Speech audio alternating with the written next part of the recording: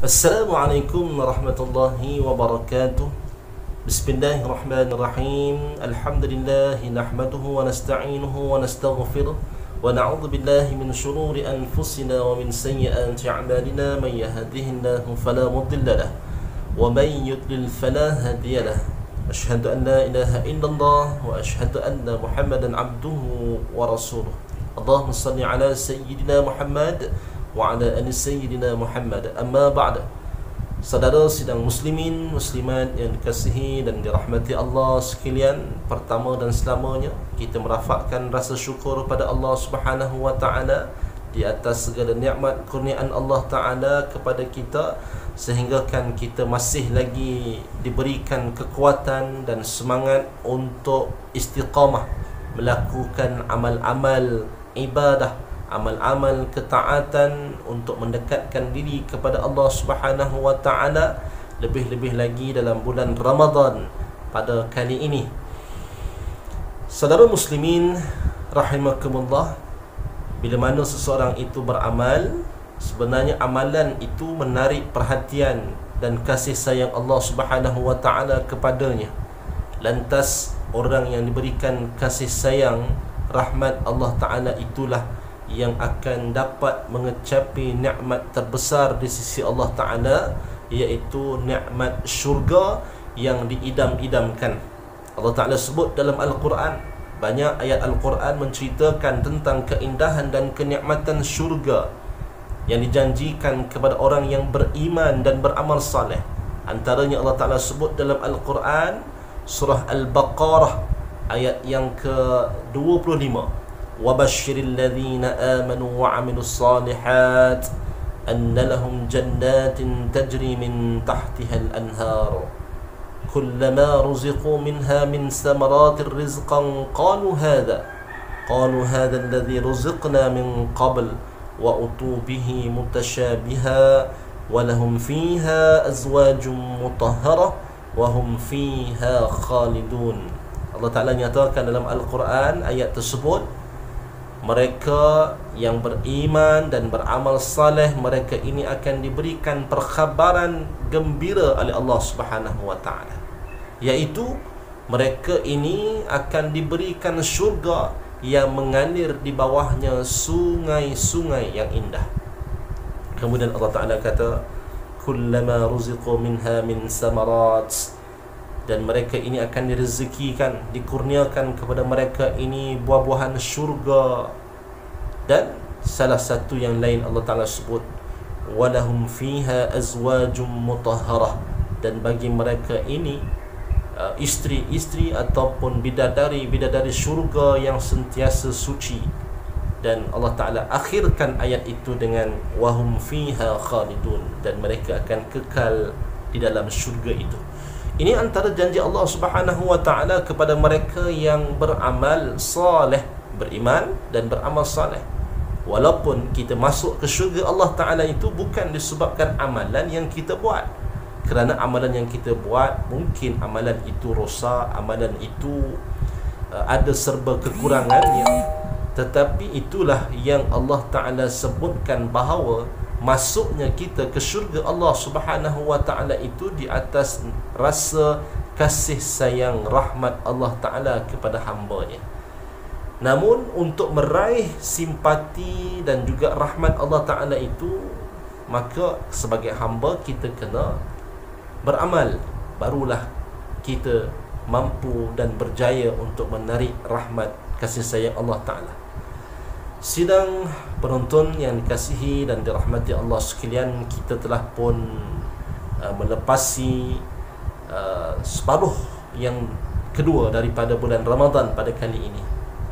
Dan sudah pastinya kita perlu untuk memastikan bahawa amal ibadah yang kita lalui itu sama ada konsisten ataupun lebih baik kualitinya ataupun kuantitinya.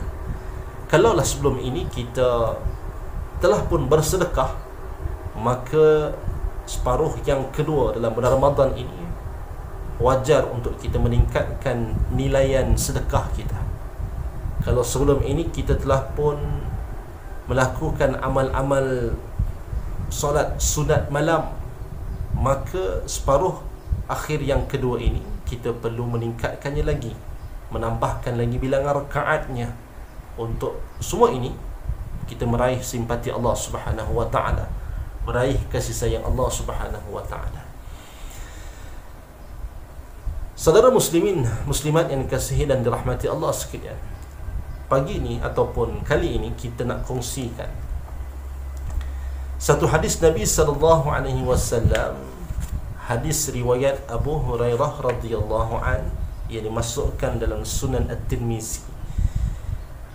An Abi Hurairah radhiyallahu an anna Rasulullah sallallahu alaihi wasallam badiru bil a'mal sab'an hal tantaziruna illa faqran munsiya aw ghinan mutghiya aw maradan mufsida aw haraman mufnida aw matan aw mautan mudhiza aw ad-dajjal fasharru ghaibin yuntazir aw as-sa'atu fas-sa'atu adha wa amar. Daripada Abu Hurairah radhiyallahu an, Nabi sallallahu alaihi wasallam bersabda, bersegeralah kamu melakukan amal-amal kebaikan sebelum kamu menemui 7 perkara. Kamu sebenarnya tidak menantikan melainkan tibanya yang pertama kefakiran yang melalaikan, yang kedua kekayaan yang menyebabkan kezaliman, yang ketiga sakit yang merosakkan badan, yang keempat usia tua yang mentelorkan ataupun menggagapkan percakapan, yang kelima kematian yang melenyapkan segala sesuatu, yang keenam tibanya Dajjal, maka Dajjal itu adalah sejahat-jahat makhluk gaib, dan yang ketujuh tibanya hari kiamat, maka hari kiamat itu adalah lebih dahsyat dan lebih pahit lagi. Hadis riwayat At-Tirmizi. Saudara muslimin muslimat rahimakumullah, Nabi pesan pada kita sebagai umatnya segera beramal sebelum 7 perkara. Yang pertama, kata Nabi sallallahu alaihi wasallam, kefakiran yang menyebabkan kita lalai.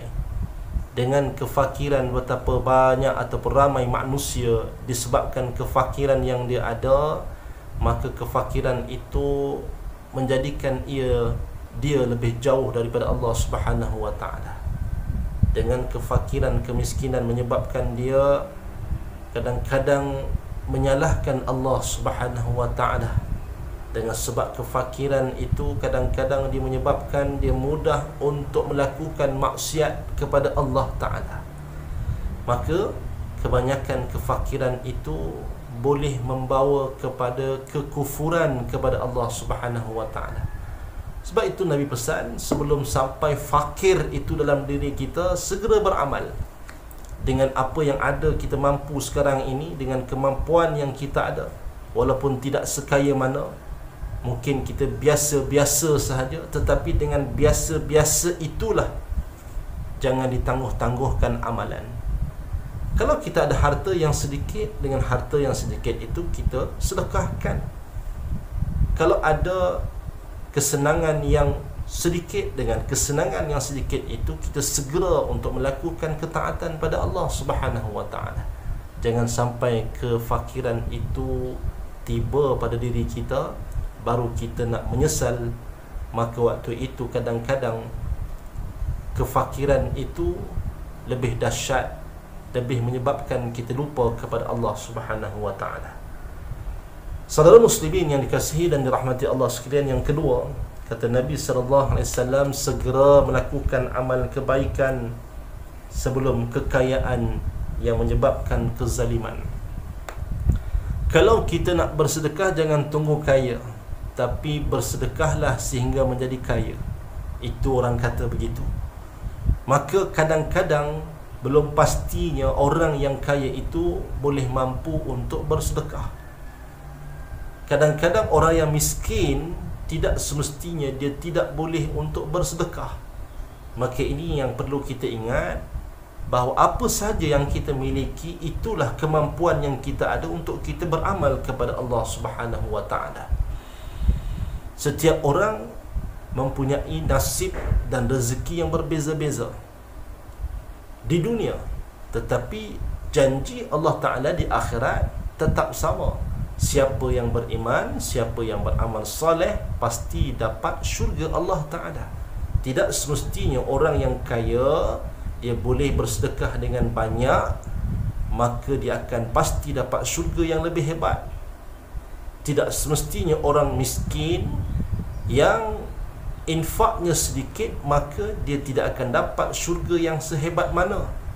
Itu bukan janji Allah Subhanahu wa Ta'ala, tetapi janji Allah Ta'ala mudah, iaitu siapa yang beriman dan beramal saleh pasti akan diberikan syurga kepadanya. Maka sebab itu jangan tunggu kaya untuk melakukan ketaatan pada Allah Ta'ala. Ini apa yang diingatkan oleh Nabi SAW kepada kita umatnya. Yang ketiga, kata Nabi, segera melakukan amal ketaatan kepada Allah Ta'ala. Jangan sampai sakit yang merosakkan badan kamu. Sebab itu Nabi pernah sebut, ni'matani maghbunun kathirun minan nas minhuma kathir minan nas as-sihhatu wal faragh. Dua nikmat yang seringkali dilupakan oleh manusia, iaitu nikmat kesihatan dan juga nikmat kelapangan masa. Ada orang yang sihat, tapi waktu sihatnya dia lupa untuk beramal. Dia kata, nantilah dulu, kita tangguhkan sebab badan aku masih sihat. Tapi bila Allah Ta'ala tarik kesihatan kepadanya, badan telah pun sakit, kekuatan telah pun berkurangan, macam-macam penyakit ada, kencing manis, darah tinggi, jantung. Waktu itu dah terlantar sakit, baru mulut nak mengucap zikir kepada Allah Subhanahu wa Ta'ala. Maka waktu itu ibadah pun tak boleh lagi nak dilakukan dengan sesempurna yang mungkin. Dengan sebab itu, kesihatan yang masih kita ada pada hari ini, maka gunakan nikmat kesihatan itu untuk beribadah kepada Allah Ta'ala. Gunakan untuk memperbaiki ataupun memperelokkan ibadah kita. Inilah peluang yang kita ada. Kemudian yang keempatnya, kata Nabi SAW, segera beramal, jangan sampai usia tua yang menggagapkan percakapan kamu. Bila usia dah semakin tua, maka biasanya kesihatan semakin menurun, kekuatan tubuh badan semakin merosot. Maka sebab itu kadang-kadang juga akal fikirannya semakin hari semakin tidak waras, hampir kepada nyanyuk dan sebagainya. Maka waktu itu amal ibadah kalaupun masih boleh dilakukan, kadang-kadang amal ibadah pada waktu itu amal ibadah yang kadang-kadang sudah tidak sempurna. Maka sebab itu sebelum usia tua datang pada kita, masih muda inilah kita nak melakukan amal-amal kebaikan untuk mencari bekalan kita di akhirat nanti. Kemudian yang kelima, kata Nabi SAW, segera beramal, jangan sampai kematian yang boleh melenyapkan segala-galanya. Bila dah mati, jasad terbujur kaku, maka bagaimana lagi untuk kita boleh melakukan amal ibadah kepada Allah Subhanahu wa Ta'ala. Waktu itu, bila nyawa roh telah pun ditarik oleh Allah Subhanahu wa Ta'ala, jasad yang tidak bernyawa sahaja yang ada terbaring kaku. Maka waktu itu memang sudah tidak ada masa, tidak ada harapan lagi untuk kita menyesali atas kekurangan amalan yang kita lakukan.